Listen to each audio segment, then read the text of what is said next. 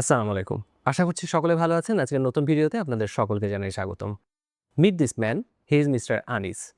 উনার একটা প্রতিষ্ঠান আছে যেটার নাম টেক অ্যান্ড টক বিডি এবং আনিস ভাইয়ের মাধ্যমে আমি প্রথম জানতে পারি যে আইফোন ছাড়াও অন্য যে কোনো ফোনেরই অ্যাক্টিভ ইনঅ্যাক্টিভ এই স্ট্যাটাসটা জানা যায় এবং আমাদের দেশেই কিন্তু সেটা সম্ভব। এই মুহূর্তে আমার হাতে যে ফোনটা দেখতে পাচ্ছেন এটা হচ্ছে নোকিয়া বা এইচএমডির একটি ডিভাইস যেটা টেক অ্যান্ড টক বিডি থেকে আমি নিয়েছি। এই ফোনটির বিস্তারিত আজকের ভিডিওতে জানাবো কারণ এই ফোনটা খুবই অসাধারণ ফোন। এটা একটা বাটন ফোনের রিপ্লেসমেন্ট বলতে পারেন। এটা স্মার্টফোন এবং বাটন ফোনের ঠিক মাঝখানে কোনো একটা জায়গায় আছে। তো আজকের ভিডিওতে এই ফোনটি সম্পর্কে বিস্তারিত আপনাদেরকে জানাবার চেষ্টা করব। তো চলুন শুরু করা যাক আজকের ভিডিও।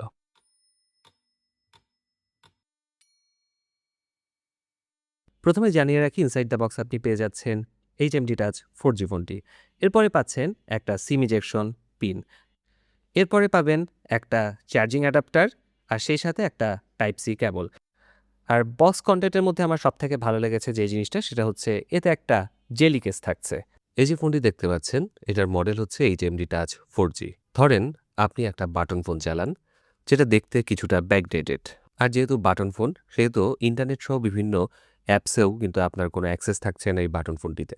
আপনার মাঝে মাঝে ইচ্ছা করে একটু ইউটিউবে গান শুনতে বা কোনো একটা ভিডিও দেখতে, কিন্তু আপনি চাচ্ছেন না কোনো অ্যান্ড্রয়েড বড় সাইজের ফোন ব্যবহার করতে। ঠিক তখনই এই ফোনটা আপনার বাটন ফোনকে রিপ্লেস করতে পারে। এই ফোনটার বডি প্লাস্টিক বিল্ডের, বেশ শক্তপোক্ত এর বিল্ড কোয়ালিটি। সাইডগুলো কিছুটা রাউন্ডেড হওয়ার কারণে এটা গ্রিপ করতেও বেশ সুবিধা হয়।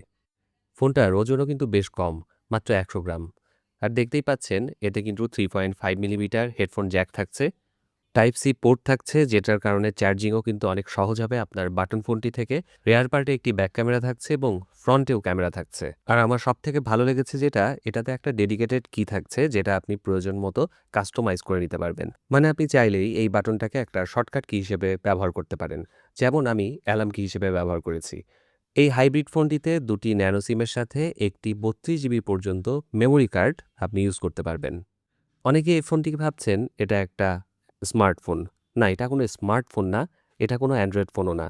এটা জাস্ট একটা হাইব্রিড ফোন যেটা আপনার বাটন ফোনের থেকে কিছুটা এগিয়ে থাকবে। আর এইচএমডি টাচ 4G ফোনটিতে থাকছে একটা টিএফটি এলসিডি ডিসপ্লে যেটার সাইজ 3.2 ইঞ্চ। এটার রেজুলেশন 240x320 পিক্সেলস। এই ডিসপ্লেটির টাচ রেসপন্স খুব একটা ভালো না, মাঝে মাঝেই বেশ ল্যাগ করে, যেটা আমার খুব একটা ভালো লাগেনি। তারপরেও খুব যে খারাপ সেটাও বলবো না, মোটামুটি চলার মতন। আর এই ফোনটাতে আরটিওএস টাচ নামের একটা ওএস থাকছে যেটা এই ধরনের হাইব্রিড ফোনগুলোর জন্যই তৈরি করা হয়েছে। মেইন ক্যামেরাটি 2 মেগাপিক্সেল আর ফ্রন্ট ক্যামেরাটি 0.3 মেগাপিক্সেল। এই ক্যামেরা দিয়ে যে আহামরি কোনো ছবি পাওয়া যাবে না সেটা বলাই বাহুল্য। প্রথমে ফ্রন্ট ক্যামেরা দেখে আমি খুবই অবাক হয়েছিলাম, ভাবছিলাম এর কাজ কি, এতে কি হোয়াটসঅ্যাপ আছে কিনা। পরে দেখলাম এই ফোনটিতে কিন্তু হোয়াটসঅ্যাপ ইনস্টল করা যায় না বা হোয়াটসঅ্যাপ নেইও।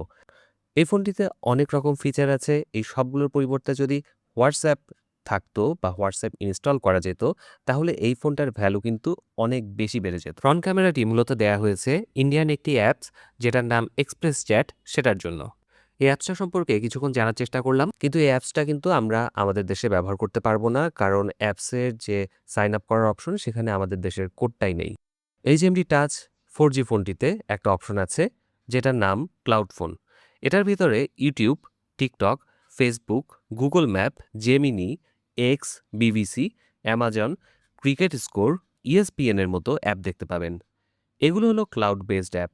এই অ্যাপগুলো দেখে একবারই ভাবার কারণ নেই যে এগুলো অ্যান্ড্রয়েড অ্যাপসের মতো ফ্লুয়েন্টলি চলবে। ইউটিউব এবং টিকটকে মোটামুটি ভিডিও দেখতে পেয়েছি। ফেসবুক লগ ইন করা গেলেও তেমন কোনো ভালো এক্সপিরিয়েন্স পাইনি।